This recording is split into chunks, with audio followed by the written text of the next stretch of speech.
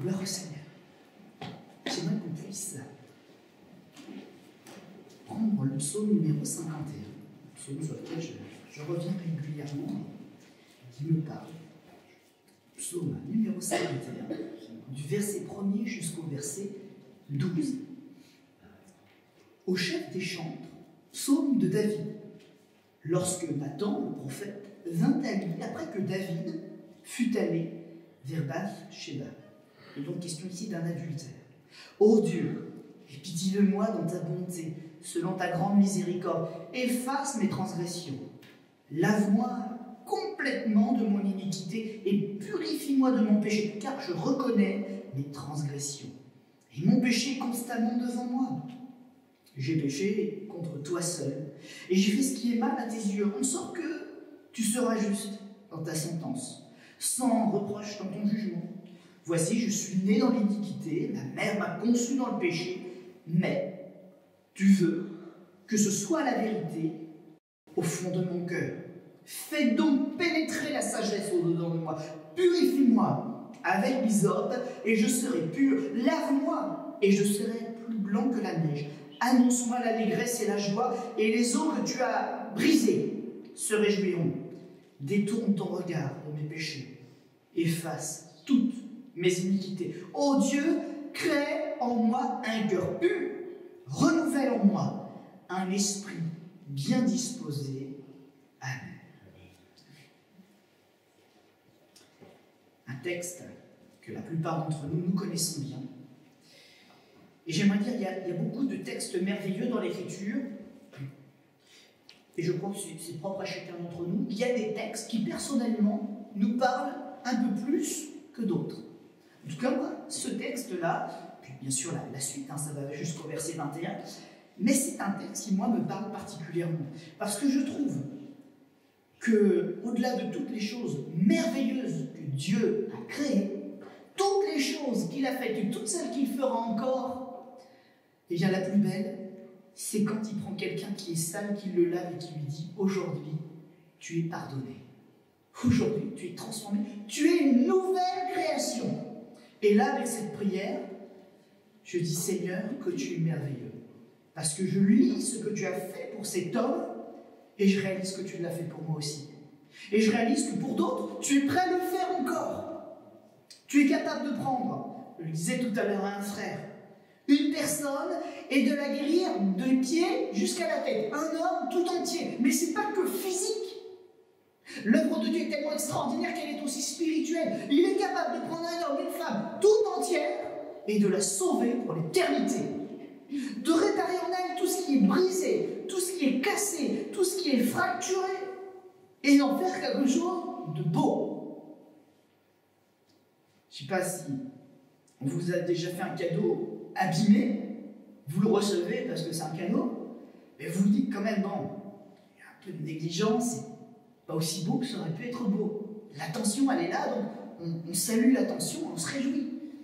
Et on se dit, ah, il y a un petit quelque chose qui ne va pas. Et quand on vous offre un cadeau qui dépasse votre espérance et qu'il est non seulement beau, mais en plus parfaitement emballé, vous dites, qu'est-ce que je suis aimé?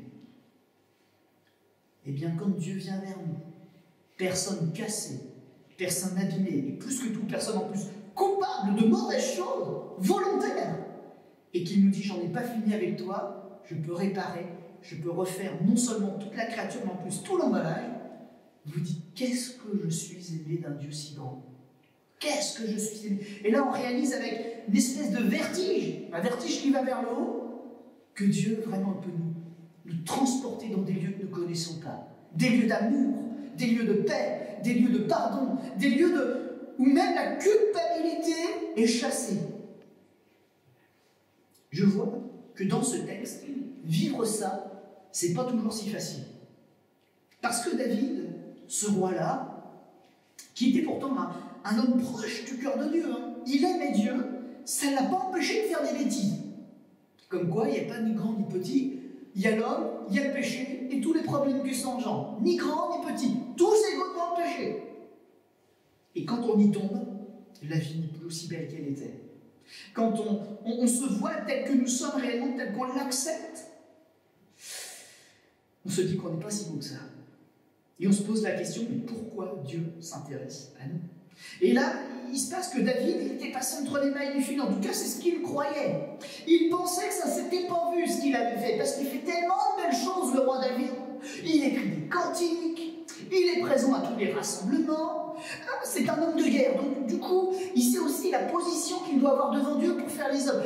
Il ne va pas bâtir le temple de Dieu parce que ses mains à lui, c'est des mains de sang. Alors il va prendre quelqu'un qu'il va former pour qu'il va tout préparer.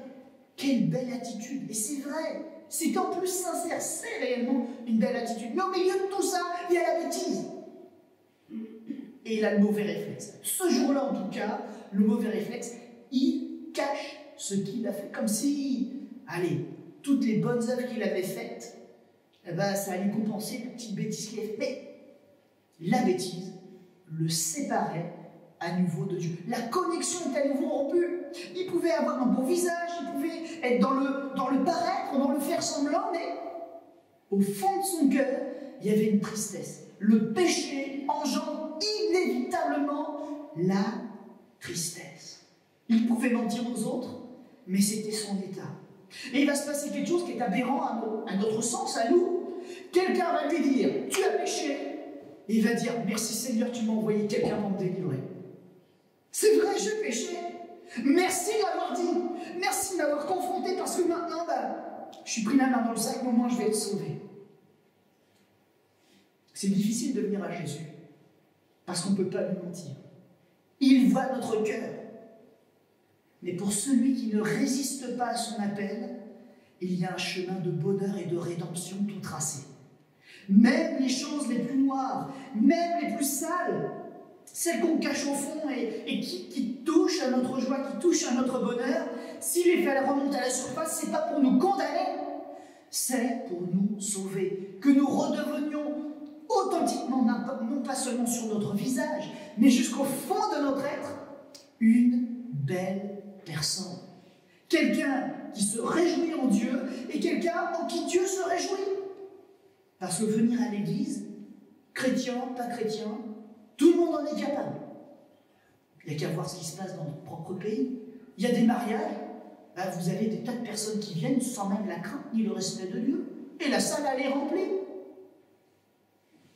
Mais personne ne prend de décision.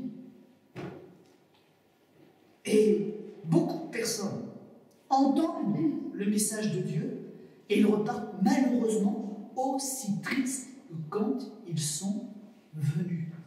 Mes frères et sœurs, mes amis, nous avons pris un autre chemin. Nous avons choisi, cet après-midi d'ailleurs encore, de venir dans cette maison pour qu'il se passe quelque chose. Parce que l'évangile, c'est une puissance de Dieu pour le salut de quiconque croit. Il y a eu un privilège à Israël, avec aussi une charge particulière, celle de transmettre la parole de Dieu fidèlement. Il y avait une loi très dure. Israël au premier, mais nous tous ensuite. Et la grâce a parcouru les âges jusqu'à nous. La parole de Dieu qui nous fait du bien, la rencontre avec le Sauveur, n'est plus et n'est pas le privilège d'une élite, elle est pour tous, en aussi grand nombre que Dieu les appelle. Aujourd'hui, nous ne sommes pas un grand nombre, nous sommes un nombre, mais Dieu est avec nous. Parce que nous avons accepté de l'entendre et de le recevoir, parce que nous avons accepté de lui ouvrir notre cœur, même si ce que l'on entend peut être désagréable. C'était pas agréable pour David de voir Nathan, homme de Dieu, s'avancer vers lui. Et c'est vrai que Nathan était prophète, mais le roi David était prophète aussi. Il a dû le voir arriver en disant « Collègue, mon ami !» Mais oui, mais il y a l'Esprit de Dieu. Et il a entendu son ami, qui l'aimait sincèrement, lui dire la vérité. Aujourd'hui, je suis là comme un ami, mais je suis aussi là avec un Dieu auquel on ne ment pas et on ne peut rien cacher. Mon frère, on pourrait peut-être dire ma soeur aussi, Dieu te dit que tu n'es plus comme avant.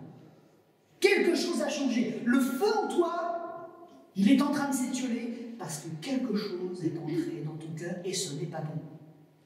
Je suis aussi ton ami. Est-ce que tu veux que l'on travaille ensemble à régler ton problème? David a accepté l'aide de Dieu. Et il a accepté l'aide de son ami. Et cela a été salutaire. Vous connaissez votre Bible, vous connaissez la parole de Dieu. Selon la loi, quelle est la règle par laquelle l'adultère doit être traité en Israël à cette époque-là? C'est là. Voilà, même nos jeunes le savent, c'est la lapidation. Aucun interdit, aucune chose coupable n'avait le droit de rester en Israël. C'est la terre de Dieu, la terre sainte. On ne triche pas avec la sainteté de Dieu. Et le roi David, de tout roi qu'il était, il aurait dû être sous le coup de cette loi qui s'applique à tout le monde sans distinction. Sorti de la ville, humilié aux yeux de tous et lapidé par tous. C'est une façon de dire que personne ne veut s'associer à son péché ni l'excuser. Mais Dieu nous apprend quelque chose. C'est pas qu'il y a un passe-droit. C'est pas ça l'explication. C'est qu'il est prêt à apaiser sa colère, aussi violente et légitime soit-elle, envers tout pécheur qui se repent sincèrement. Et aujourd'hui, il le fait encore. Aujourd'hui, il le fait encore. La colère de Dieu, mes amis, elle peut être apaisée parce qu'il a fait quelque chose pour nous ouvrir la possibilité d'échapper à la lapidation, à la mort légitime, afin que nous vivions. C'est pas parce que le roi David le méritait, personne ne mérite. Mais Dieu est un Dieu d'amour et un Dieu de grâce. Il y a la règle, mais il y a aussi le fait que c'est lui qui est outragé. Et c'est lui qui sait réparer. Et si nous entrons dans un vrai dialogue avec lui, pour régler avec lui notre problème, eh bien, il nous explique aussi comment on peut réparer avec lui. Et vous savez, si Dieu est un Dieu droit et qu'il aime que les choses soient réparées, il prend encore plus de plaisir quand on le fait volontairement avec lui. Il est comme un père. Et quand il voit que ses enfants désobéissent, son premier réflexe, c'est pas dire châtiment. C'est te dire, est-ce que tu veux apprendre et ne plus faire ce que tu as fait? Et si nous lui disons oui, mes amis, nous pouvons arriver au verset 13 et 14 que nous n'avons pas lu. Ne me rejette pas loin de ta face, ne me retire pas ton Esprit Saint, privilège qui vient d'en haut, la connexion avec Dieu. On a le droit même de conserver cela. Rends-moi la joie de ton salut et qu'un esprit, j'aime même dire, un esprit nouveau de bonne volonté me soutienne. Et Dieu préfère donner ces bonnes choses plutôt qu'une punition. La seule chose, de notre côté, c'est d'abandonner notre transgression. Pas juste dire « je ne le referai plus », mais de vraiment entrer dans une dynamique du cœur, un esprit de repentance par laquelle nous travaillons tous les jours avec Dieu à ne plus toucher au péché qui nous avait souillés. Là, on est dans de l'évangélisation pure cet après-midi. Mais je crois que ça doit être un message fondamental. C'est le message qu'on aura besoin d'entendre tous les jours de notre vie. Le moyen de purifier, à l'époque, il était symbolique. On utilisait des plantes, des aromates qu'on mettait dans une eau particulière ou avec une huile particulière. On faisait un geste un peu rituel. C'était symbolique. Il n'y a aucun savon que vous pourrez prendre dans votre salle de bain pour laver votre cœur et dire « je suis propre ». C'était un symbole. Et ce symbole, il était validé par la démarche de dire « je viens à Dieu et je dis ouvertement ce que j'ai fait parce que je n'en veux pas dans mon cœur. Je l'ai fait parce que c'est ma nature humaine, ma nature de pécheur, mais j'ai honte de moi et je sais que j'ai fait du mal à Dieu. » On appliquait le symbole, mais parce qu'on était dans une démarche vraie. Aujourd'hui, cette démarche, elle va encore plus loin. Je l'ai dit, nous ne sommes pas sous la loi. J'utilise un autre mot, un mot d'aujourd'hui. Pour nous aujourd'hui, c'est l'évangile, la bonne nouvelle de Jésus-Christ. Parce qu'on n'est plus autant des symboles, mes amis, on est autant de la puissance révélée en la personne de Jésus-Christ, le Sauveur mis en croix. Et si nous échappons à la condamnation, à la lapidation et à toutes les formes de sentence, c'est parce que nous pouvons nous tourner plus que vers une règle ou un symbole, nous pouvons nous tourner vers la personne du Fils de Dieu. Parce qu'il a accompli pour nous ce que personne ne pouvait accomplir. Il a accompli la loi parfaitement. Et il a hérité pour nous du pouvoir de pardonner. Il parle avec nous. Il marche avec nous. Il nous prête sa force. Et il nous a montré l'étendue de la force qu'il met à notre portée en mourant sur le bois de la croix, après avoir combattu le péché, mais plus encore, il est ressuscité. Il a prouvé que son action avait vaincu la mort, le péché et toute forme d'adversité. Il y a, quand on regarde Jésus, le simple fait de voir sa vie, toutes les promesses qui peuvent nous encourager, parce que ce sont des promesses de Dieu. En voyant Jésus, nous avons vu que même dans le temps de l'enfance, le temps de l'ignorance, Dieu veille. Nous le voyons grandir au contact de Dieu, nous le voyons devenir sage alors que ce n'était qu'un enfant, mais assagi par la puissance et l'Esprit de Dieu. Il y a donc des promesses pour les enfants. Nous le voyons grandir, nous le voyons apprendre un métier. Et ce n'est pas là qu'on voit le grand Jésus, mais on voit en tout cas quelqu'un qui marche dans les voies de Dieu. Il a beau avoir un métier humble, il réussit. Toute sa vie réussit. Et puis nous le voyons progresser dans les œuvres de Dieu. On aimerait toujours être dans les grandes œuvres de Dieu, mais Jésus il y va. Et il nous montre que ce n'est pas l'homme qui est fort, c'est le Dieu qui travaille avec l'homme qui manifeste sa force. Et ça, c'est une promesse pour nous aussi. Il n'y a pas de grand ni de petit devant Dieu. Il y a des hommes et tous sont fragiles. Mais quand il prête son esprit à quelqu'un parce que cette personne va marcher avec lui, il y a des miracles qui se produisent. Des choses extraordinaires. On en entend parler dans le lointain, mais Dieu veut nous mettre les choses, ces choses, à notre portée. Et j'aimerais vraiment qu'une bonne fois pour toutes, dans les églises, ils se réveillent et que les gens prennent conscience qu'il n'y a pas de faibles au sens propre, des gens fragiles, mais que s'ils laissaient vraiment l'Esprit de Dieu agir en eux, ce monde serait bouleversé. Si chaque chrétien qui occupe une place était aussi le chrétien qui rend témoignage dehors, on mettrait une bonne distance aux œuvres du diable. Le réveil, il est là. Quand le plus faible arrête de dire « je suis faible », mais qui dit « Dieu donne son esprit, je veux l'esprit de Dieu ». Le réveil, il est là. Et que le grand ne dise pas « j'ai fait des choses extraordinaires, mais comme le roi David, Dieu m'a permis de faire ». Ça, c'est l'esprit. Ça, c'est la connexion avec le Seigneur. Un esprit de bonne volonté me soutient. Jésus à la croix, Jésus dans sa vie d'homme. Il y a une pensée souvent qui me revient, parce que c'est une étape très difficile de ma propre vie, c'est peut-être pour ça que ça m'a parlé davantage. Dans la génération avant la mienne, on se mariait jeune. Et dans la mienne, une espèce de rupture, je ne sais pas exactement où elle vient en tout cas, mais d'un seul coup, on a commencé à se marier sur le tard. Plus de 30 ans. Ça fait déjà toute une vie. 34 ans, 35 ans, c'est loin. On a l'impression d'avoir raté quelque chose. Et quand je vois Jésus, la force que Dieu lui a donnée, ça a été de rester célibataire. Certains disent que Jésus s'est marié, c'est pas vrai. Hein.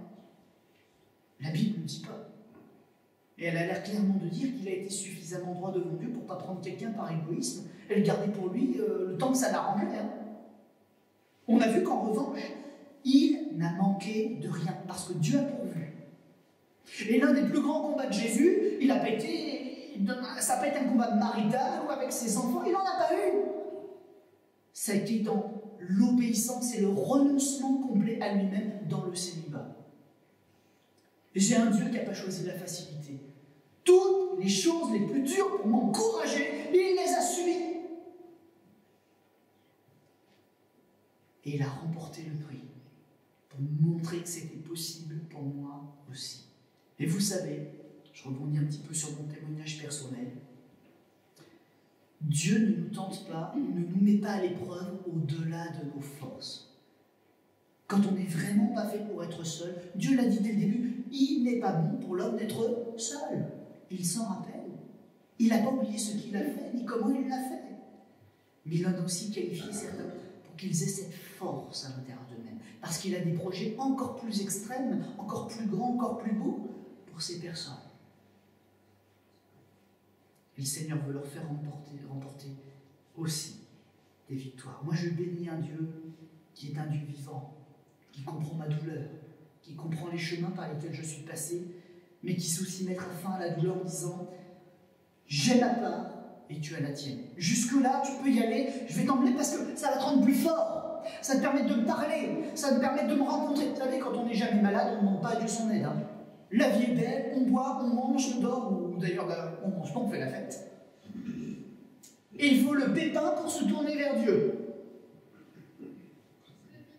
Et moi, je bénis le Seigneur de ce qu'il m'a permis parfois d'être arrêté pour réfléchir. Parce que c'est ces jours-là que je l'ai trouvé. C'est ces jours-là que je l'ai expérimenté. Et c'est ces jours-là où j'ai été sauvé. Et c'est là que ma vie est devenue belle. Quand Dieu m'a stoppé dans ma bêtise, qu'il m'a parlé et qu'il m'a dit, il y a un autre chemin. Choisis mon fils. Il est le chemin, la vérité et la vie. J'ai essayé, mais pas essayé de dire, voilà, je suis venu, j'ai vu, j'ai vaincu, je suis reparti. Mais j'ai essayé avec effort de comprendre le message qu'il m'a adressé par son fils. Et j'ai été bouleversé. Et j'ai été touché. Et j'ai été transformé. Et ce que le roi David avait perdu dans son erreur, moi je l'ai connu pour la première fois. La joie du salut. La joie de savoir qu'entre Dieu qui est dans le ciel et moi qui suis humblement sur cette terre, eh bien, cette joie était parfaite. Ce qui était détruit par le péché, ce qui était impossible à cause du péché, était devenu possible. Je parle à Dieu, j'entends la voix de Dieu et il me répond. Ça, c'est la bénédiction que je vous souhaite à tous. Qu'il prenne votre vie faible, vie fragile, vie peut-être de pécheur encore, et qu'il fasse pour vous ce qu'il a fait au roi David. C'est pas de malédiction, hein. Il vous dira votre péché. Mais quand vous direz, oui, c'est vrai, Seigneur, je me repens, vous vivrez la gloire sur la terre avec votre Dieu. Vous vivrez avec lui cette transformation intérieure. Et pour la première fois de votre vie, vous connaîtrez le miracle d'une vie heureuse et soulagée, apaisée. La paix, le repos de Dieu par l'œuvre de la croix. Le salut, mes amis, il est en Jésus-Christ. Et ce que je vais noter, en terminant simplement ce message, c'est de réaliser que Dieu, ce n'est pas simplement l'instant où il nous visite et puis on sent une grande exaltation, puis on se dit j'ai vécu un truc. La présence de Dieu, elle est faite pour rester dans nos vies. Elle est faite pour nous rendre forts et nous accompagner dans chaque instant, dans chaque pas. Et moi, j'aime bien cette expression et le mot qui la termine, qu'un esprit de bonne volonté me soutient. Dieu est désormais, je le souhaite pour chacun d'entre nous, Dieu est désormais notre soutien. Je peux faiblir, je peux avoir du mal, je peux avoir des doutes, mais si Dieu est là, il me relèvera toujours. Et je vivrai la gloire avec lui, mes amis. Il est ressuscité, et je suis avec lui dans la promesse. Un jour, je verrai mon Sauveur face à face, et je ressusciterai pour la vie éternelle. Amen. On va incliner notre front un instant.